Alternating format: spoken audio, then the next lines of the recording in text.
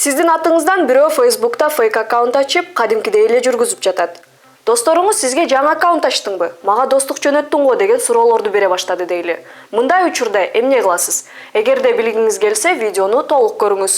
Ички иштер министрлигинин басма сөз катчысынын Facebook аккаунтунда жарыяланган посттордун биринде төмөнкүдөй комментарийге туш болдук. Дамира Чокоева деген жарандын атынан фейк аккаунт ачылыптыр. Мен мындай мыйзамсыздыкка кандай чара көрө алам деп суроо калтырган.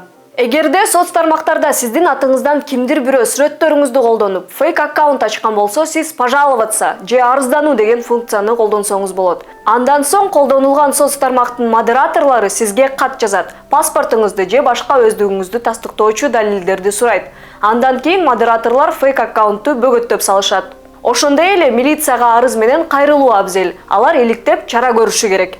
Негизи Кыргызстанда былтыр анык эмес, жалган маалыматтан коргоо жөнүндө мыйзам кабыл алынган. Бирок чындыгында ал массалык маалымат каражаттарына гана иштеп жатат. Мисалы, Маданият министрлиги Азаттыктын жана Республика басылмасынын веб-сайттарын бөгөттөдү. Мындан тышкары 24 KG сайты дагы дал ушул мыйзамдын күчү менен убактылуу бөгөттөлгөн. Ал эми мыйзамдын негизги максаты фейктерге каршы күрөшүү болгонуна карабай, ушул күнгө чейин бир дагы фейк аккаунт жабыр тарткан эмес.